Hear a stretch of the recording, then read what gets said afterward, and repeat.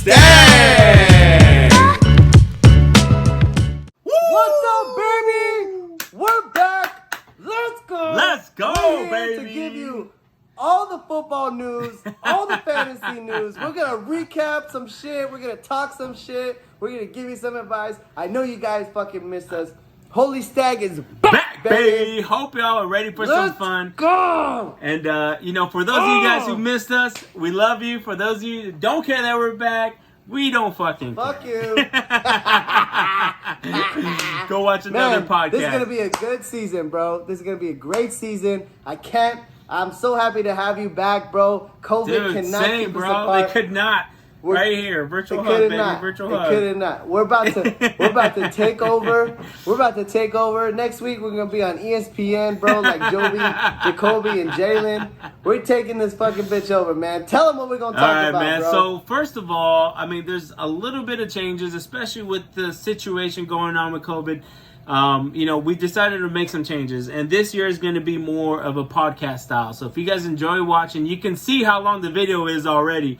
So hang on tight. Podcasts are normally about an hour. We don't know how long we're going to take. It could be a 15-minute video. It could be a 50-minute video. Just sit tight. Enjoy what you're listening to. We're going to go over every single game and recap what happened and talk about some fantasy football, which everyone loves to hear about. That's right. And you guys can watch us on YouTube, or you can go subscribe to the podcast. It's all going to be available to you. However you want to listen, you can get your Holy Stagg no matter what. But with that being said, man, we're going to get right into the Let's go. What we got next, so bro? We kicked it off on Thursday night. Cincinnati Bengals versus Cleveland Browns, which was supposed to be Battle of Ohio, bro. The Battle of Ohio. Yeah, I know. But it was not a snooze fest at all. These guys came to play. Guns blazing, 35-30. The Cleveland Browns did ultimately take it, but Joe Burrow did not let them go that easy.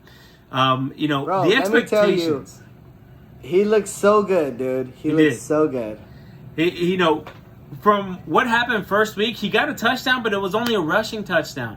People did not know what to expect out of Joe Burrow, but come to realize it really was just that San Diego Chargers defense that held him back, because he came out in this game and put up 3 big ones on him this week. He hit him with the hat trick, and he looked like a pro quarterback. What was your thoughts on that? Yeah, he had number 1 draft pick, and LeBron James tweeted about it. Joe Burrow has the it factor, bro, and I love it. And I'm so excited for what he can produce. He just needs some support from his supporting cast. Joe Mixon, you probably drafted him in your first or second round of your fantasy. You did, and he ain't done shit. As bro. all the pros projected. All the pros projected so a big year out of Joe Mixon.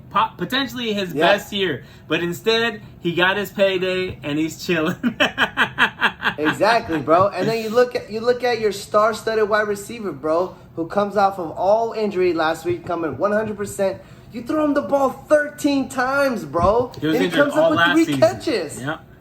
Oh, that is so frustrating. But the one shining light is Tyler Boyd on this team. If you have him in fantasy, like I know my boy Angel right here does. Hey, that's my Boyd right there. I'm not going to lie. He was on my bench after Joe Burrow's performance week 1. But going forward, this guy will be in my starting lineup, and he should be in yours too. Don't let the fact that A.J. Green is there scare you. Obviously, even with him getting 13 targets, no matter how many he caught, Tyler Boyd still came through. He potentially almost had a 2-touchdown night. It was right in his fingertips, and he drops it right by the fucking pylon. But let's also talk about the other side of the ball. Okay, we got Baker Mayfield, who is at least looking better than he did fucking last year.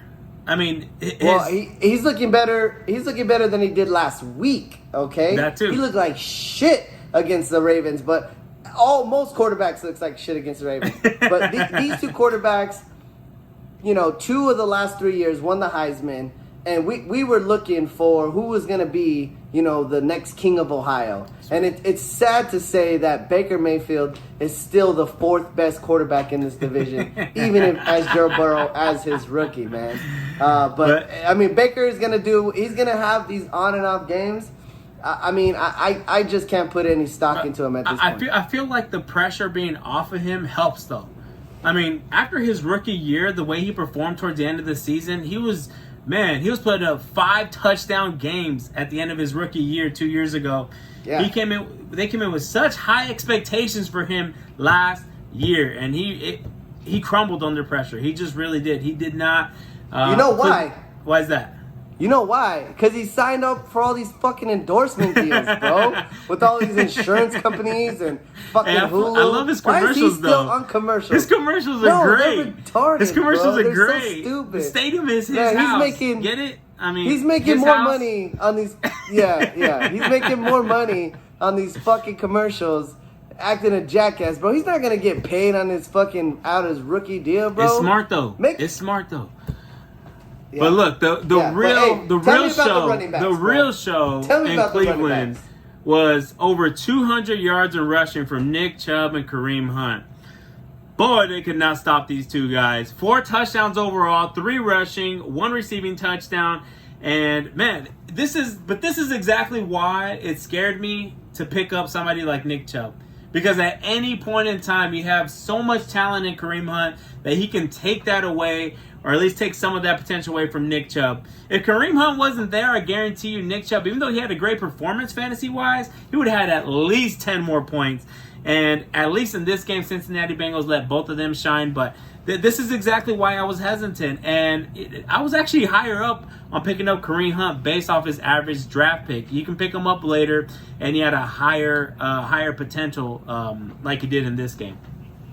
I hear you, bro, but you have to understand that most of Kareem's work came in garbage time, okay? They're up 3 touchdowns, right? This game is a lot closer than it never was, bro. It ended closer than it was. A lot was done in garbage time. So Nick Chubb went out there and scored 2 touchdowns. You know, one of them came to Odell, and then Kareem Hunt really closed and picked up all the garbage time towards the end of the game. So if it's gonna be like that, you gotta expect the Browns to go out and get a big lead, and then Kareem Hunt can come in. But who knows at this point? Baker just needs to keep giving these 2 guys the ball. Hey, and at least OBJ had a decent game finally too. Odell, yes, he did. You know, Jarvis Landry was nowhere to be found. No. You know what I mean? So we know who the number 1 target is for the receiving, and then he just gets it to these 2 backs, and the Browns are going to be all right. And we all know what Odell went to go do after the game. You know, big game, big win. Yeah. Big. You know, big. You know the rest. Next up, we got the 49ers versus the Jets. Oh my God, this is so bittersweet. Obviously, being a Niner fan. Oh my God, bro. I feel for you, we man. Won. I feel for right? you, bro. We won, and it was a demanding win. Decidingly. However, you know what I think of? I don't know if you've seen this meme, bro. Or I'm sure you've seen the movie. You've seen Avengers Endgame, right? Yeah, of course. Yeah. Oh, so there's a scene in there Thanos where he snapped his fingers last week. No. What? Half of my team died. Half of the NFL died. It's a meme, bro. It's a meme where he's talking to his daughter, right? And he goes, you know, I finally got it all, and she says, "At what cost?" And he says, "Everything." So I think of that meme. Because that's what happened here. The 49ers absolutely destroyed the Jets. But at what cost, bro? You lost fucking Mozart. You lost fucking Coleman. You lost Jimmy fucking G, bro. Oh my God. And you still smash them 31-13. And don't forget about Nick Bosa, the other side of the ball. Our best And Solomon player. Thomas, bro. And Solomon Thomas. Oh my God. It was rough, man. Bro, it was rough. I mean, I am thankful that we went up against our former 49er, Frank Gore, and the New York Jets, but we're not... You love him. You know, it's going to be tough to keep up with better teams. Luckily, we have a pretty easy schedule for the next couple games still, so we're all right. We're going to have time to recover. You know what's even crazier? Bro, Nick Bosa was drafted number 1, right? Saquon Barkley was drafted number 2. Tell me why they both tore their ACL on the same fucking day, bro. Isn't that nuts? Isn't that crazy? But does it, at least in our defense, this speaks volumes of the type of team that we have. The type of team that we have, next man up mentality. Nick Mullins comes in, Jeff Wilson Jr. comes in, Jerick McKinnon plays, and we still end up putting up a pretty dominant performance with whoever the next person was in line. So, it sucks. Yeah, but I don't think this automatically means that we're not contenders for the Super Bowl.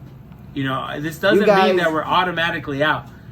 So you guys desperately need George Kittle and Jimmy G to come back. Nick Mullins did come in, bro, but if you look at his stats, he threw a pick and he fumbled twice. Right. Bro, okay? So the things do not look good. I know you have a favorable matchup against the Giants, but man, indeed, I feel bad for the San Francisco 49ers, bro. Do you feel let me ask you this, do you feel worse about our team or do you feel worse for the Jets? Who being pretty much fully healthy except for having Le'Veon Bell only out, put up 13 fucking points. Put up a dump truck. Okay, there's a highlight out there of Sam Darnold, right? When he throws the only touchdown of the game. He's like rolling to his left and he slings it like this, right? And he hits the receiver in stride, Barrios, and then he cuts it in and goes for a touchdown, bro. But you can see just how talented Sam Darnold is and how shitty of the Jets system is bringing him down, bro. I feel bad for you, Sam Darnold. It's feel fucking bad for Adam you, bro. Gase, bro. Everyone hates cursed. this guy. They hate this guy. He's not cursed. He's just a terrible coach. You know the only success Adam Gase had? You know who his quarterback was? Yeah. Peyton Manning, bro. Peyton Manning was his quarterback. After that, it was all on Adam Gase's dick, bro. And let's see what he could do in Miami. Took a shit. Let's see what he could do in New York. Taking a shit. This is going to be his final season if the Jets keep this up. And they're 0-2 to start off. I bet he doesn't even make it through the end of the season.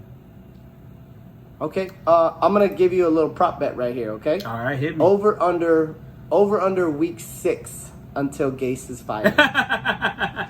No, he'll go past week 6. It'll be around week 10 through 12, somewhere around there. They're going to be like, fuck this guy, we're out. So you're taking the over? I'm taking the over. You taking the under? I'm taking the under, baby. I'm taking the under. I say he's the first fucking coach fired. You heard it here first. Hot take. Our first hot take, bro. You heard it here first. Man, let's go on to the next one, bro. Who we got? You tell me. Man, I do not. We got to talk about it. I'm not excited to talk about it, bro, but we're going to talk about the Vikings against the motherfucking Colts, bro. Tell me what is going on with your fucking Vikings. Why are they 0-2 right now? I'm going to tell you exactly what happened. Our defense was obliterated in the offseason, okay? We lost all of our secondary. We lost Xavier Rhodes. We lost McKenzie. We lost Everson Griffin. When the chemistry like that, when you're doing so good and the chemistry gets blown up and then we go, you can't be mad at them. They went out there and they drafted a bunch of rookies for the secondary, but that's exactly how they're playing right now. Rookies, bro. You can't just handpick the top best corners in college. Haven't the Vikings learned what the Saints know? That there's no actual salary cap? You could have kept all those guys. Yeah, but we could have kept them, but some people our all-pro corner Xavier Rhodes, he didn't show up last season. You know what I mean? He throwing the ball all over the yard, and we had to make changes, but they did it with the expectations that everything was going to be okay, and it is not, bro. Aaron Rodgers week 1 goes off. Fucking Phillip Rivers. He didn't go. But I don't think that's the biggest problem. The biggest problem is just overall, dude. Even your offense. How does Kirk Cousins throw the ball 26 times, 0 touchdowns and 3 interceptions?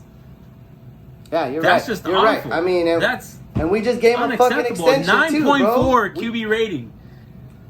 God, and even Dalvin Cook. He's looking great. His one rushing touchdown was.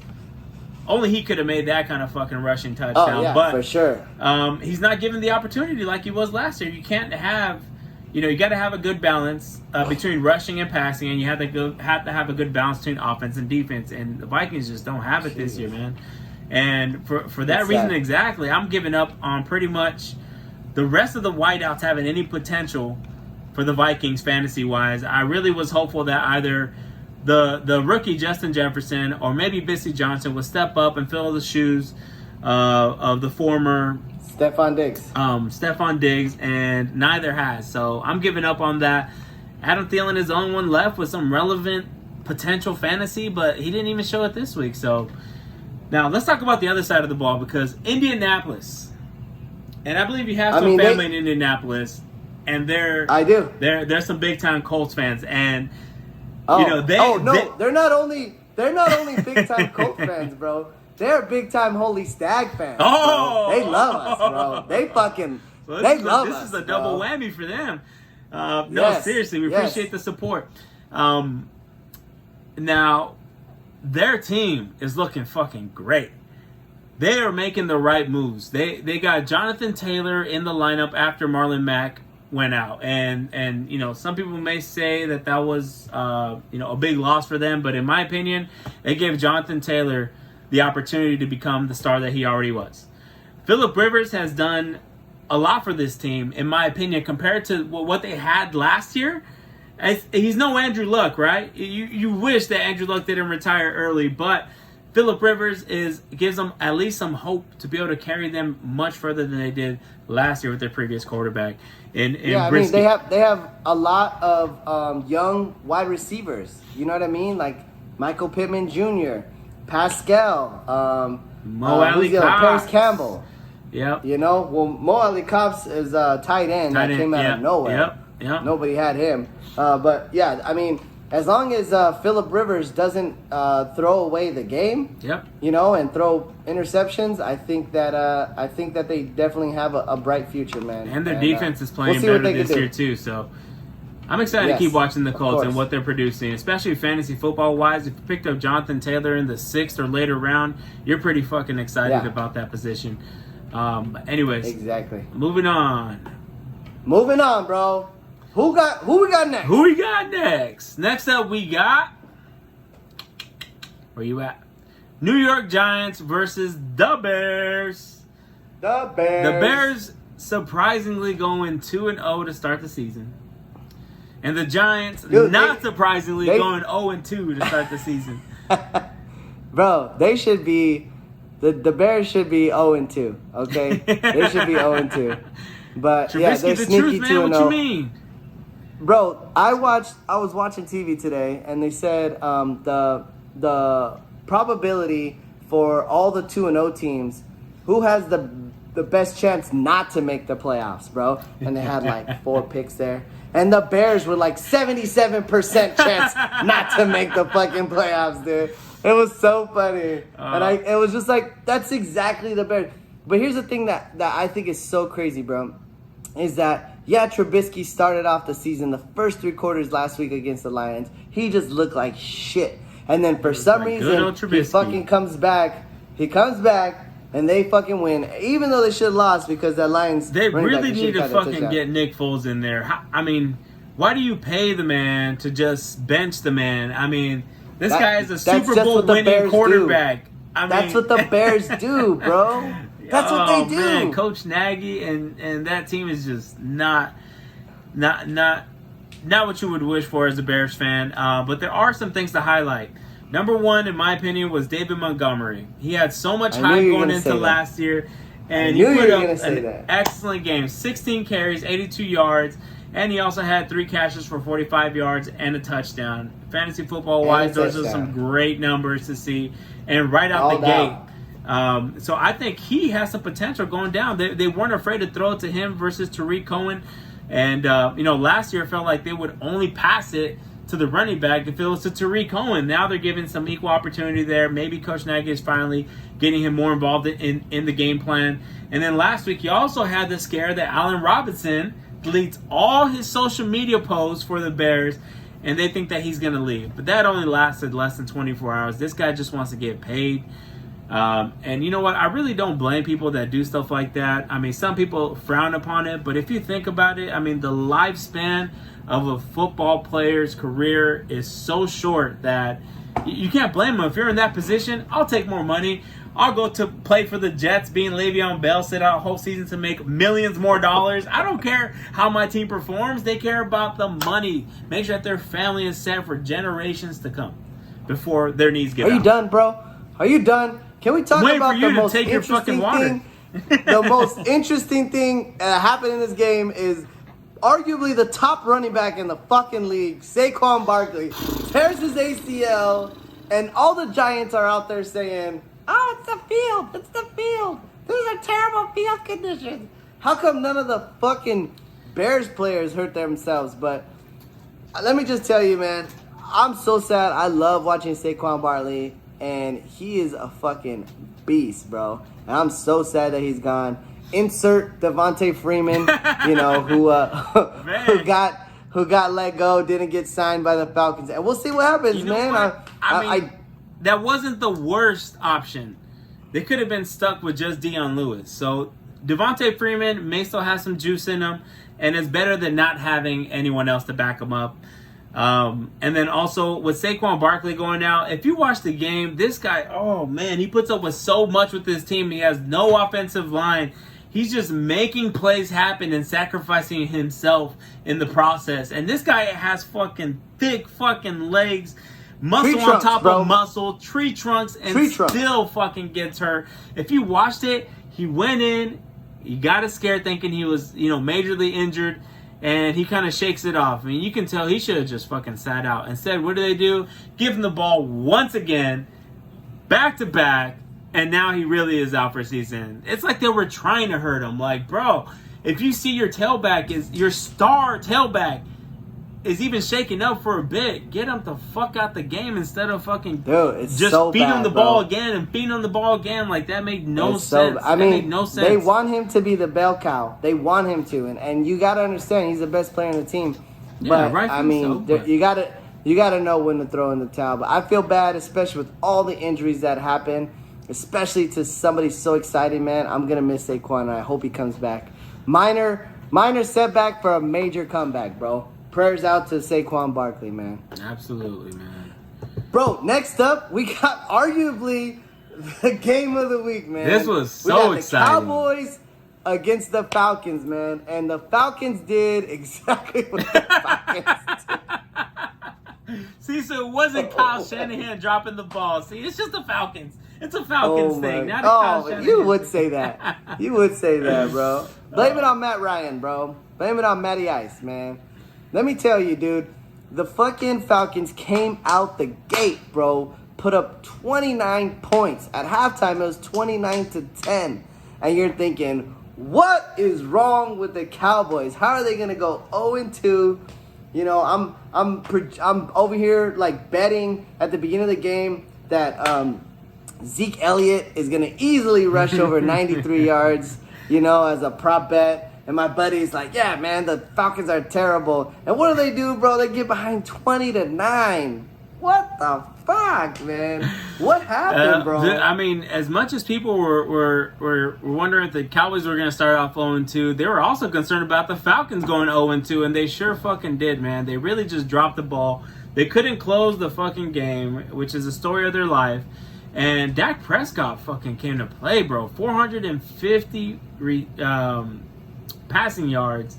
He threw it all over the court, dude. If you had him in fantasy football, not only did he do it through the air, but he did it on the ground, scoring 3 rushing touchdowns. 3 of them. I mean, that just doesn't... Why did it take until the second quarter to fucking wake the fuck up, man?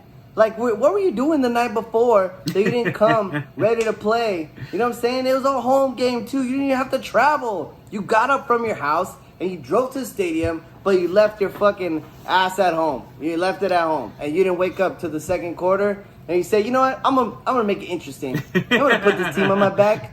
I don't need Zeke. I'm going to fucking win on my own. And they had to win off of that onside kick. Dude, did you see that onside kick? He was so excited. Bro, it was all Falcons, shaking. Yeah, the Falcons are so helicopter stupid. kick. Dude, if the Falcons jumped on the ball before 10 It's a penalty.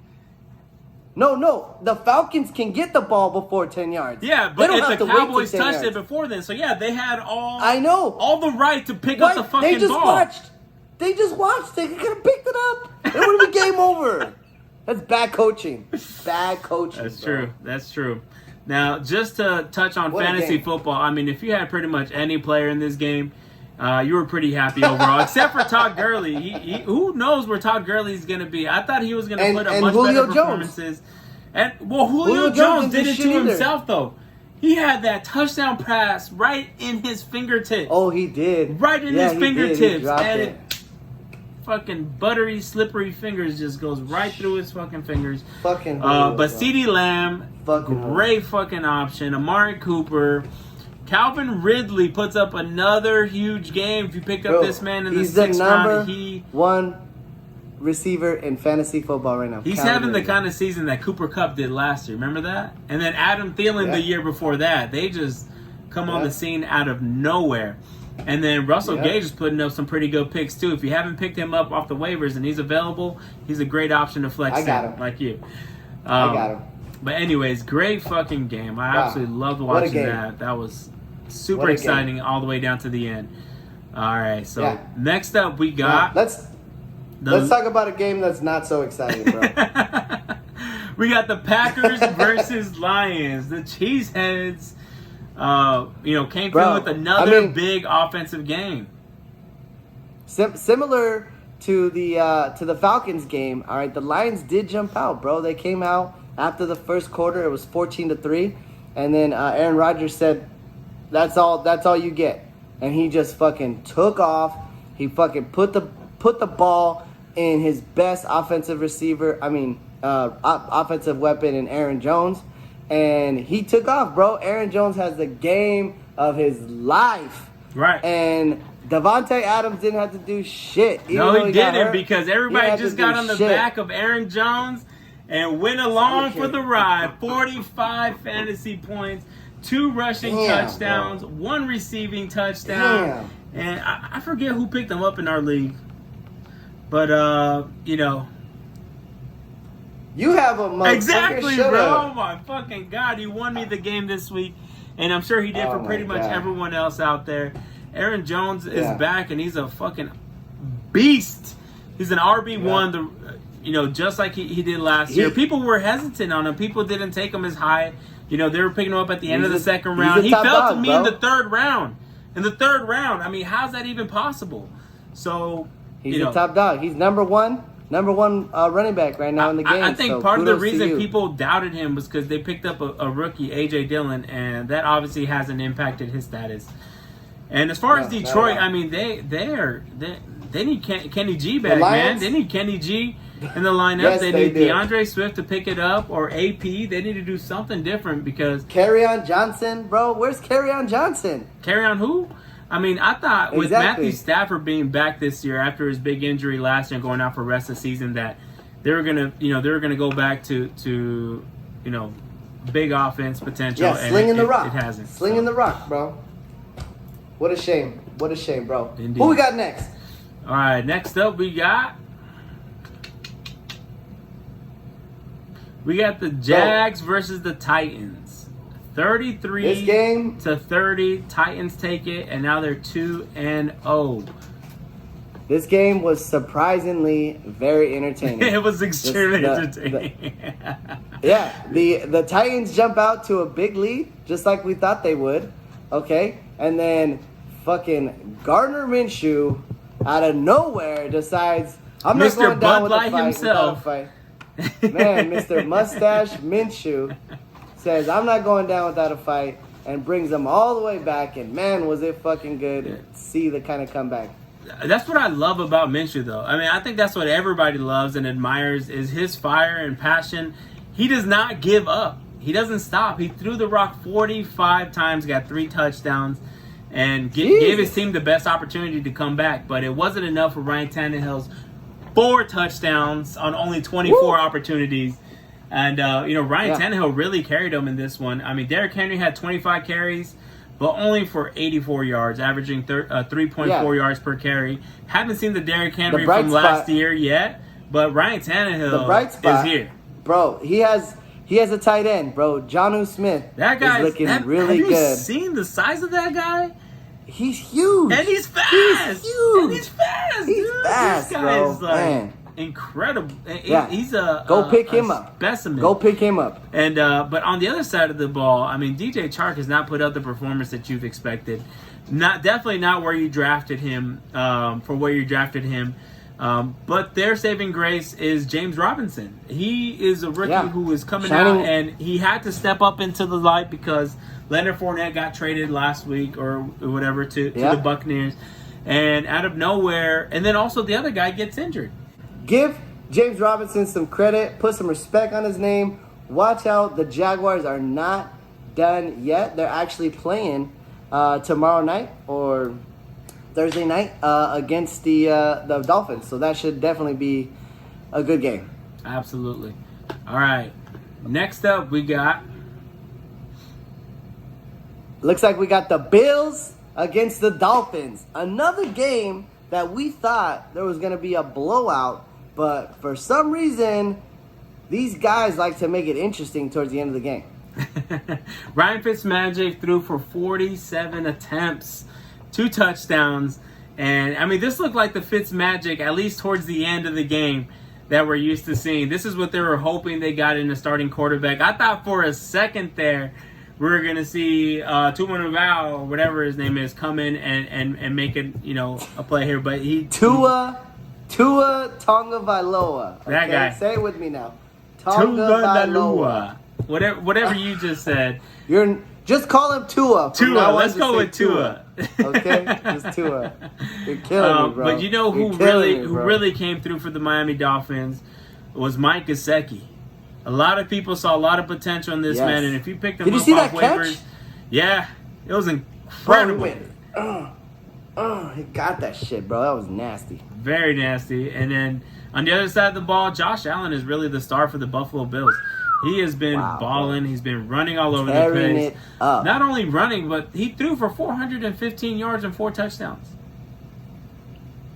If you have Stephon Diggs or John Brown on your fantasy team, you are very happy. Okay? I unfortunately have Devin Singletary, and I'm not happy because he ain't doing shit for me, bro. But man, Josh Allen, I think might finish top 5 in quarterbacks this season. That's the way it looks right now. That's absolutely the way it looks. I wouldn't be surprised if he's up there. Definitely a QB1 at this point.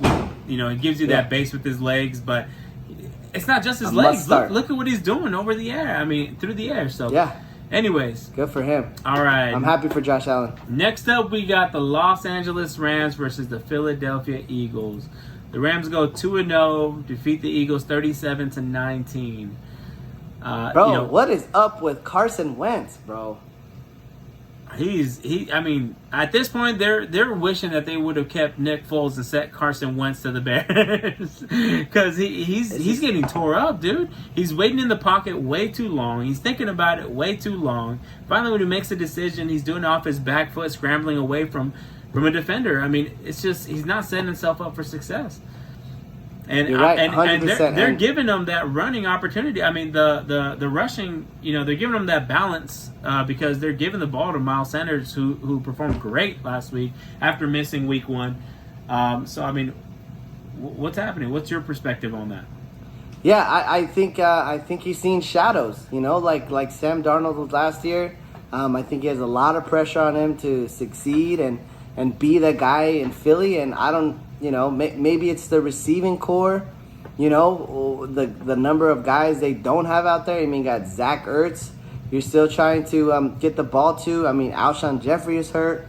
The rookie they got, Rager, just got hurt. I mean, he just doesn't have a lot of weapons. You're just going to put everything on Miles Sanders. Miles Sanders is not Saquon Barkley, and if you keep putting that pressure on him, he's going to get hurt. Yeah. So, I mean, I'm a fan of Carson Wentz. I like what he's done in the past, but things did not look good this year, and I hope he can bounce back. But, bro, can we talk about the other quarterback? Jared Goff. Threw for 267 and 3 touchdowns. This looked like the old Los Angeles Rams from the Todd Gurley era in his prime. Yep. And, but instead of Todd Gurley, they got a running back committee between Darrell Henderson, Malcolm Brown, and Cam Akers. So, I mean, what they're doing with that backfield is kind of interesting. What I heard was they're trying to... It's frustrating too, right? Yeah, they're trying to run this... It is for fantasy football-wise. But I think they're trying to learn from like schemes like the 49ers run, where it doesn't matter who has the ball, and you just go with the next man, and whoever has the hot hand you go with. You saw in week 1, Malcolm Brown blew up. This week it was Darrell Henderson, but I actually think they were trying to get Cam Akers the ball. They gave him the ball 3 times in a row, right at the beginning, right out the gate, and it seemed like it was going to be his opportunity to finally show what he can do, and he goes out early due to an injury, a rib injury. It sounds like it's minor, so he might be back sooner rather than later. But I mean, do you think that this kind of, because people pick this guy up in round 6, round 5, round 7, somewhere in that ballpark as a potential sleeper? I mean, what do you feel is his potential going forward for fantasy football? I think the reason why they drafted a rookie running back so early is that they didn't have a lot of confidence in Darrell Henderson. Exactly. And then Malcolm Brown, finally gets Todd Gurley to leave, so he enters himself. I mean, Malcolm Brown was with the team when they were in St. Louis, bro. Yeah, he's a so vet he for sure. finally gets his shot. He finally gets his shot as the workhorse. He's ready. He's the bigger of the back of all 3 of them. And he has a great week 1, and then enter week 2, and they start to mix it up a little bit. So you're right, running back by committee, and whoever has the hot hand, they're gonna run it. It's unfortunate that the rookie got hurt. But, this is the NFL. It's the big boy time, and you're just going to have to roll with it. But, bro, back to Jared Goff, okay? He was throwing the rock. He finally got his Higbee involved, man. And Higbee had 2 touchdowns. He had 3 touchdowns. He had 3 touchdowns. 3 touchdowns. Sorry. I mean, it was hard to keep up with all 3 of these touchdowns went to Higbee, and Higbee looked like the Higbee from last year. How many times can we say Higbee? Yeah. Higbee. Bro, the Rams are surprisingly 2-0. Okay, and who knows how far the roof can go with them, man. They got the best player in the NFL on their defense with Aaron Donald, and we'll see how far the Rams can go. Yeah, I'm excited. And if you picked up Cooper Kupp or Robert Woods, you're kind of wondering where the hell they at. In my opinion, I mean, it's not going to be 3 touchdowns to the tight end every week, so I wouldn't panic. Robert Woods still got a rushing touchdown, which saved his day. And the fact that they see him involved in the run, I think it's great. The fact that he's going to get a few carries, and they gave it to him in the red zone. Perhaps they run that play again in the future. And Cooper Kupp is still his favorite target, in my opinion. Sorry. All right, next up, we got the Denver Broncos versus the Pittsburgh Steelers. The Steelers came out and were putting it on the Denver Broncos. Drew Lock started the game but did not end the game. Jeff Driscoll comes in. And honestly, Jeff Driscoll looked pretty damn good to me. They performed better with him in the game versus Drew Lock. And, outside of that, Melvin Gordon had a pretty good game. Unfortunately for the Denver Broncos, Cortland Sutton went out with an injury. Jerry Jeudy had an injury. And, at the beginning of the season, they had their big defensive player, Von Miller, go out for season. And that's just absolutely devastating. Does not look good. 0-2 Broncos do not look good. I mean, the bright spot they have is Noah Fant. Their tight end is killing it right now. But who knows the relationship Driscoll has with them. But on the other side of the game, I mean, Big Ben is coming to play. He looked like James Big Conner. Ben. He was scrambling around with his old big self. Dude. James Conner came to play. Yeah, Deontay Johnson. Yeah, comes out of Juju's shadow and does some work, bro. I mean, the Steelers' defense is nice. I mean, I don't know why they gave up 21 points to a backup quarterback, but I mean, I like the Steelers, bro. I really like their team. I think they're solid all around. Good running game, good passing game, good defense, man. I think they're going to give the Ravens a run for their money. Yeah, but that defense is nasty, bro. And the Steelers' defense is not only good, but they also got a soft schedule. So if you pick them up in fantasy football, they are well worth it. If you picked up the 49ers defense instead, you're not very happy. And more than likely, you picked up the Niners defense pretty fucking early. Yep. All right, but anyways, that wraps that up. Next up, we got the Panthers versus Buccaneers. Ooh, man, Tom I got a lot to say Tom in this Brady game. does not lose 2 games in a row. Okay, he just doesn't. He just doesn't, bro. And if you have any of the Tampa Bay running backs, if you had Leonard Fournette on your fantasy or Ronald Jones on your fantasy, you had to start him. I know most people didn't start Leonard Fournette, and look what he did, bro. He balled out. He got his opportunity, and he took advantage of it, bro. 103 yards and 2 touchdowns. Leonard Fournette is the main back in Tampa. You heard it here first. Absolutely. I say going forward, honestly, if you have Rojo, you need to bench him. If you got Leonard Fournette, he needs to be the starter going forward. I mean, I had a feeling it was going to be a matter of time before he took over that starting role, but it came a lot sooner than I anticipated. And Rojo really looked good in week 1. I mean, in my opinion, he looked good, but Leonard Fournette looked a whole lot better. I mean, he honestly gets an upgrade from being with the Jacksonville Jaguars, being with the Tampa Bay Buccaneers now. And, 100%. Who would have seen that coming, not let alone for Leonard Fournette to be cut, but now to go to a team who can potentially take him a long way. And also, let's talk about Tom Brady for a second. So Tom Brady had 8 fantasy points this past week and probably killed a lot of people. But in my opinion, it's not time to panic. And he could have potentially had a 3 or 4 touchdown game had it not been for his players. Had it not been for LaShawn McCoy dropping a pass, had it not been for Scotty Miller, had it not been for Leonard Fournette catching that pass and landing on the 1-yard line. And so, this could have easily been a 20-plus point game for Tom Brady. But one thing I will say is, myself included, may have reached for Tom Brady. He's not going to give the type of performance he did years ago with the Randy Moss and explosive offense. And, you hope for the best. But at the end of the day, this man is 42 years old. And, he's going to get you somewhere in the 20s. So if you can't, go try to find some more talent. I think it sums up what you have to do. Tom Brady gave you the formula to win. Okay? He gave you the formula to win. And it's not him winning the game. Okay? Put it in somebody else's hands.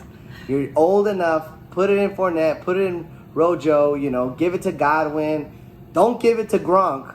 Okay? and let your defense seal the victory, bro. I feel bad. On the other side of the ball, I feel bad for Christian McCaffrey. He went out with an injury. I know, number 1 overall fantasy draft pick, and he is out for several weeks. 4 to 6. We'll see if he can come back after 3. But you feel bad. I mean, Teddy Bridgewater's running around back there throwing picks and getting sacked. The Tampa Bay D-line is nice. I mean, the bright spot, DJ Moore was doing work for the Panthers. But overall, they just got overwhelmed by a much better Buccaneers team. They sure did. And Tampa Bay Buccaneers, I think this is going to be more of what the Buccaneers look like. As they build chemistry, they're going to get better and better and better. As far as the Carolina Panthers, I really don't see a bright future for them. I don't think Teddy Bridgewater, I mean, it's been a while since he's been the starting quarterback anywhere. And so far, it doesn't look like the right decision. He threw for 367, but no touchdowns and 2 interceptions. DJ Moore and Robbie Anderson, 2 weeks in a row has a big game, and DJ Moore really came through. 8 receptions for 120 yards. Robbie Anderson with 9 receptions and 109 yards. And at least Christian McCaffrey didn't kill you. He got injured, but he didn't kill you like Saquon Barkley or some of the other guys that got injured. He still put up over 20-plus points for you. And my question for you is, where do you see Mike Davis performing going forward?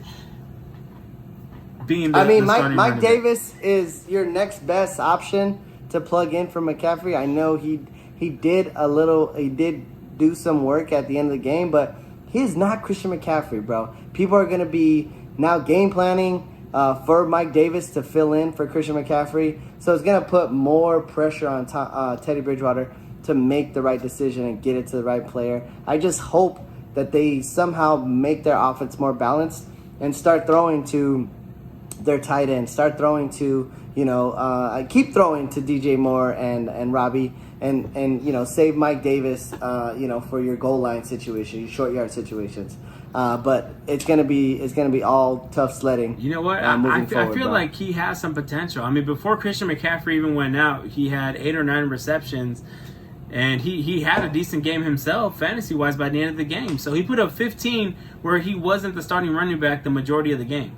I mean, that at least gives me some hope that he's going to have some fantasy relevance. He's not just going to be a dead position. And if you pick him up, I think he'll put up 15 minimal, in my opinion. I disagree. All right, well, there you go. Let's do another hot take right there. I'm going Mike Davis ain't doing shit. 15 or more points, and my man's going with the under. He ain't doing shit. Let's get on to the next matchup, bro. Next up, we got the Cardinals versus the Washington team. Can we talk about Kyler Murray, DeAndre Hopkins? Oh, my God. They are so much fun to watch. What a connection, man. What a connection. Another big game for D-Hop. 8 receptions, 68 yards, and a touchdown. Last week, he had more than 10 receptions in his first game. I mean, they're showing instant chemistry. D-Hop 2 years ago in fantasy football wasn't, first round pick. Now he was dropping to the middle of the second round. And, he's instantly right back up there next year. He's showing that no matter who he plays for, he's going to ball out. And luckily, though, he did go to a pretty fucking great situation in Arizona. Dude, Kyler Murray is the truth, man. DeAndre Hopkins set a record for the receiver and his new team in his first 2 games, the amount of receptions. Most receptions by a new team, first 2 games. It's like 23 receptions, something stupid, bro. But he is killing it. He got Kyler Murray, who is settling in his second year and is really, in my opinion, gonna make a run for MVP. I mean, it's crazy. You have two black quarterbacks in both leagues, in AFC and NFC. Pat Mahomes, Lamar Jackson. You got Russell Wilson and Kyler Murray. And they're both like. I think it's going to be between those two for MVP. And I mean, I have Kyler Murray on my fantasy team, and I was an idiot not to start him because I was afraid of this Washington defense, which is a phony. But, man, I will not make that mistake again. Kyler Murray is a must-start in your fantasy league for the rest of the season, bro. But in your defense, you did start Aaron Rodgers instead, so it's not like you just started him for nobody. Aaron Rodgers had a huge game last week, so I understand why you made that decision. Also, Kenyon Drake at least had a decent game on the ground, but Kyler Murray just stole away his rushing touchdowns. Kyler Murray had 2 rushing touchdowns, and let's talk about the other side of the ball for a second here. Dwayne Haskins had 223 yards for a touchdown. Meh. Antonio Gibson. It was a garbage touchdown. It was a garbage touchdown, bro. They didn't score any points in the first half. And he didn't score that touchdown till the 4th quarter, bro. And Antonio Gibson, the rookie who they expected a lot out of, especially him jumping up into the starting rushing position once they traded off Adrian Peterson. He had 13 carries for 55 yards and a touchdown. They can't do nothing with that, dude. They can't do nothing with that. And then at the receivers, I mean, the only person that you would have wanted to own on this offensive team for your fantasy football team was Scary Terry. Scary Terry, 7 receptions for 125 yards. He showed up. TD. He's a bright spot. It's a bright spot, man. It's a great line, bro. He certainly did. Hey, watch out for the Cardinals, bro. Seriously, they were playing against the Washington team, but last week they beat the 49ers, and that was the full healthy 49ers team. I think the Cardinals are going to be a team to look out for sure. Real deal, bro. Real deal. All right, next up we got the Kansas City Chiefs versus the Los Angeles Chargers. Woo! This was exciting, bro. This was so exciting. There's a huge story that came out today about the quarterback situation with San Diego. Everybody is, wondering what happened, bro. Tyrod Taylor's about to start at the very last second. Insert Justin Herbert, rookie quarterback from Oregon. We're all excited to see him play, and man, he came out and performed, bro. Chargers came out and punched the Chiefs right in the mouth, right off the bat, and it was a very, very entertaining game all the way till the end, dude. It was exciting. I mean, honestly, Herbert and that Chargers defense took control from the beginning. They came out, and Kansas City Chiefs had to play from behind. Herbert looked like the real deal. Threw for over 300 yards, a touchdown, and a rushing touchdown. He can do it on the ground, too. That was a surprising performance by Justin Herbert. I mean, he got thrown in literally last second. So not only is he a rookie, but he also had no prep of going in as a starting quarterback. And he came in against a strong defense in the Kansas City Chiefs. And, anybody would be intimidated to play across from Patrick Mahomes. And he stepped up to the plate. He stepped up, man. I mean, he could be... in a big way. Yeah, in a big way. He could be a sneaky potential, maybe rookie of the year for the offense. Who knows? And then also, him being in did help some stuff fantasy-wise, though. I mean, I feel bad for Tyrod Taylor, and prayers go out to him. By what all the pros are saying, he's a really good stand-up guy. He's played for a lot of teams, and everybody feels bad for him. But fantasy-wise, Herbert is a better option for this Los Angeles Chargers team. Austin Eckler had a better performance. Keenan Allen had a much better performance. Hunter Henry had a pretty good game. I mean, everybody on this Chargers offense performed better under Herbert. Now, the Chargers are saying that when Tyrod Taylor is healthy, that he'll be the starting quarterback. What's your opinion on that? I think that's the stupidest move, man. And as Anthony Lynn, I respect him as a coach. I think he's a really good coach. But I think that's a terrible move. You need to stick with your rookie quarterback. I know he's afraid that he's going to put them into too much pressure, a lot of fire, and he's going to be, not ready for the limelight. But I think it's the right move. I mean, if you watch Hard Knocks, everybody loves, Herbert, the way he slings the rock around. He has a really tight spiral. He's pretty accurate. So I'm excited for Herbert. I like his attitude. I love what he did, and I'm excited to see what he can do. I hope they stick with him. And Patrick Mahomes, man, I mean, you just can't stop this guy. I mean, he may be down, but he's never out. I mean, he came back at the very end of the game, pushed his game into overtime. He really controlled that offense because there was nothing coming from the running game. Clyde Edwards-Helaire only put up 38 rushing yards, and everything came down to the pass. Travis Kelce had a huge game, 9 receptions for 90 yards and a touchdown. Tyreek Hill went for pretty much 100 yards and a touchdown. And Clyde Edwards-Helaire did have a better, saved your fantasy team a little bit, fantasy stats a little bit with 6 receptions for 32 yards. And Patrick Mahomes was Patrick Mahomes, man. This is what he does. So even with all the pressure from coming back and being the returning, Super Bowl champ and MVP, and he didn't crumble under pressure against this crazy Chargers defense. I mean, they got one of the best duos between, Bosa and Ingram, and then those DBs in the background. I mean, this is an absolute monster defense, and he stepped up and won the game for him. Definitely, man. What a great game. Absolutely. All right, moving on. Next up, we got the Ravens versus Texans. Talk to me about this game.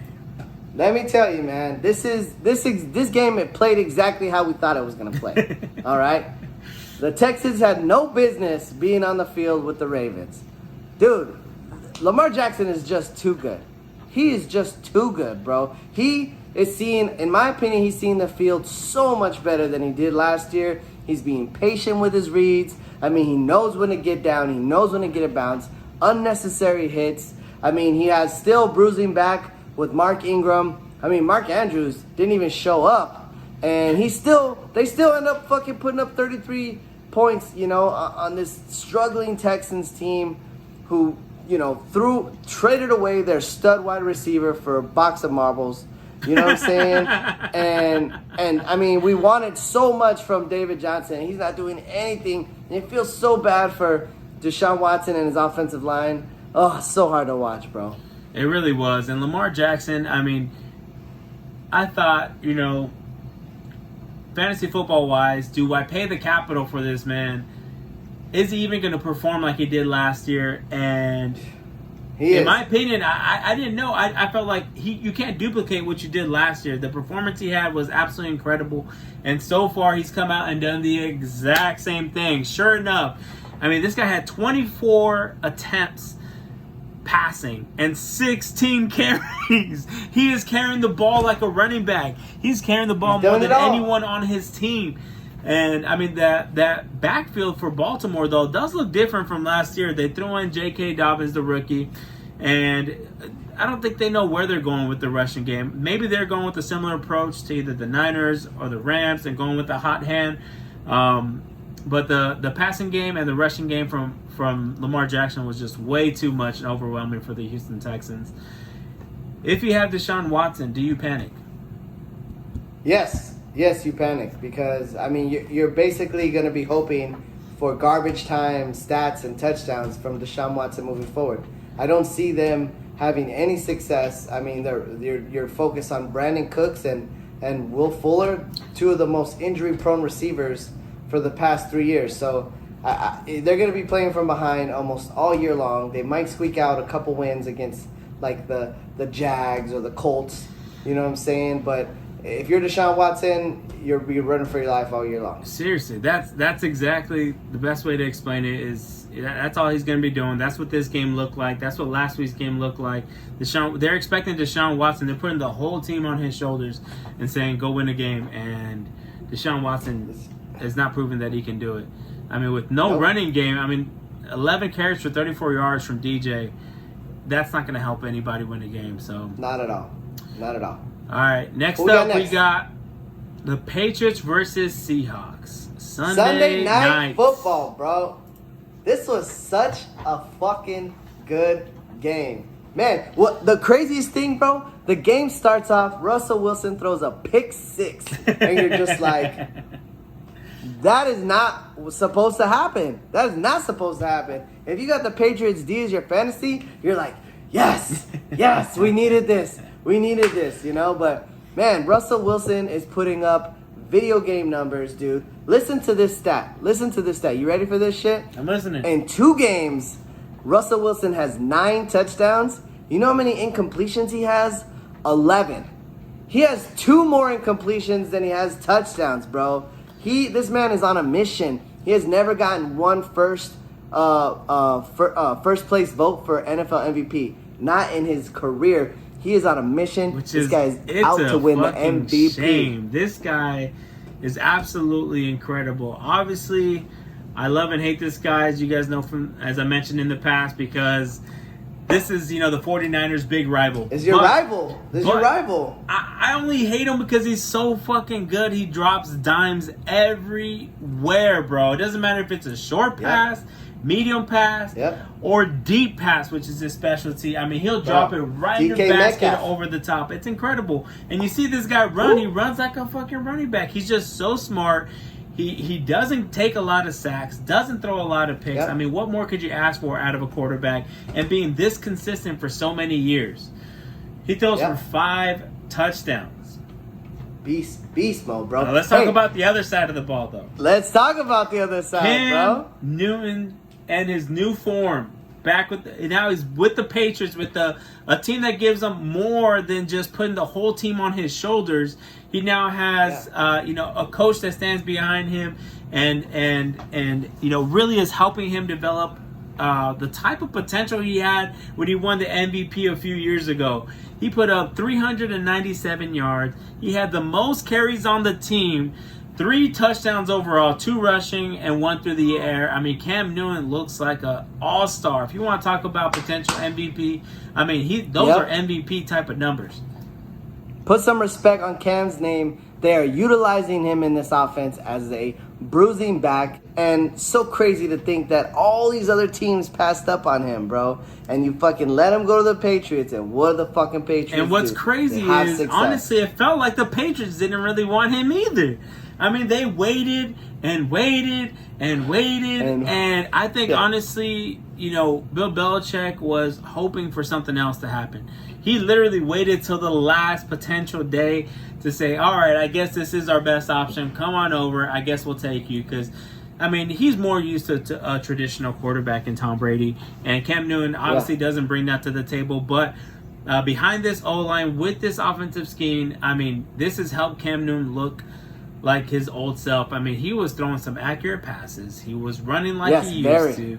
I mean, he just looks absolutely incredible, and he built a great connection with Julian Edelman. 8 receptions for 179 yards. Demary Career Bird high. looked pretty good too. Career high. Harry looked pretty good too. That's incredible. And on Seattle, Chris Carson had 17 rushes for 72 yards, but no rushing touchdowns from the Seattle Seahawks. It all came from the arm of Russell Wilson.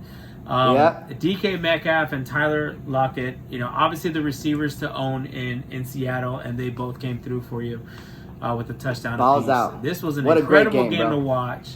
And what a great game. Ultimately, Russell Wilson took that one. Cam Newton had an opportunity. He had an opportunity at the end of the game and couldn't close. Yep. What a great game. All right. Last but not least. Finally. First of all, if you made it this far, thank you. Hit a like. No, actually, leave a comment saying. This is way too fucking long. You guys need to shorten this video. Put a comment saying I love peaches in the comments below. If you made it this far, I love peaches, and that way we can see how many people actually made it to the end. I love peaches. Or substitute your own favorite fruit. Get creative. Anyways, last but not least, we got the New Orleans Saints. I'm going to say that silently. Versus the Las Vegas Raiders. Wow, bro. Wow. 2-0. The first home game in that stadium looked beautiful. Absolutely bro. beautiful. It's been more beautiful with fans in the stadium, but... They got a nickname for it. They're calling it the Death Star. I mean, the Roomba. I mean, I saw people outside taking pictures in front of the stadium because they couldn't get in. Dude, I'm going to be honest with you. I don't give a fuck about the Raiders, okay? They're in Las Vegas. I'm happy for my city. They got a professional team. It sucks we can't go there. But I thought the Raiders were a phony after last week, bro. I thought they should have, the game against Carolina was really good. It was high scoring. It went down to the wire. I thought the Saints were going to come in here and spoil their home opener, bro. And boy, was I wrong. And they did initially. They came in and it looked like the Saints were just going to mop them up. And, well, first of all, I know you don't give a shit about the Raiders. But I'm born and raised in Las Vegas, and I am absolutely behind the Raiders. I support them. Niners are still going to be my favorite team, but I've been waiting my whole life for us to have an NFL team. So I open arms, accept the Raiders, the Raiders fans, and I'm excited about this year, bro. There's a lot to be excited about. This win was not a fluke. I mean, the Raiders came back and won in a demanding way. Derek Carr went for 284 and 3 touchdowns, no interceptions. Josh Jacob had a decent game again. Darren Waller beasted, bro. If you had him in your fantasy lineup, he put up 12 receptions for 105 yards and a touchdown. Looked like the Darren Waller from last year. Darren Waller can arguably be number 1 tight end right now in football. Okay, he's a matchup nightmare, and I like to see that. But I think the real unsung hero of this game, bro, was the Raider defense. Because they really put their clamps down on this high-powered New Orleans Saints offense, and it goes to show that after the first quarter, man, they didn't score any points. Yep. But I feel like John Gruden said something. Maybe took his mask off to say it and got fined for doing that. But, man, was it fucking worth it because his defense played balls out the rest of the game. Did. LaMarcus Joyner, Nicholas Morrow, Damon Arnett. I mean, these guys all came to play. Now, we do got to show some love for the Saints, especially fantasy football-wise. If you had Alvin Kamara, this guy came to play. He put up 2 touchdowns, 79 rushing yards, and 9 receptions for 95 yards. I mean, he put up nearly 40 points for fantasy football, and a lot of that goes thanks to Michael Thomas not being in the game. Yeah, exactly. He's the one shining spot that they have left, the one piece of positive, hope. But, yeah, Michael Thomas is a huge loss, and it just shows that Drew Brees is throwing to a bunch of nobodies, man. He has to rely on Alvin Kamara, or, he's trying to throw it to Traquan Smith, who can't hold on to the ball. And all these other receivers that we don't know their fucking names. But let me tell you, man, it's too much for Drew Brees. Age is starting to take a toll, and he needs more He needs his security blanket and Michael Thomas before they're going to succeed, bro. Yes, sir. Absolutely. But ultimately, I'm so happy for the Raiders. I'm so glad they won their home opener. Good job. We can't wait until the next game where, it's on a Sunday, and we're going to see what a real football game, on a Sunday looks like at Allegiant Stadium, man. That's right. All right, well, that wraps it up, guys. Week 2 is in the books. We made it to the end, an hour later, and this is what to expect going forward. So if you enjoyed what you watched, if you got some value out of it, if you had some fun out of it, let us know. Tell your friends. Leave a like, subscribe. Tell your friends. Leave a comment. Tell us what we could do better. And, if you need any kind of maybe you need some fantasy football advice or maybe some bets. We leave a comment below and we'll be happy to reply with our best suggestions. Or maybe you just need a virtual hug. We're giving those too. All right, guys. Thanks so much for tuning in. We love you. Love support. Have a good day. Good luck to your teams. We'll see you on the next one. Peace. Peace.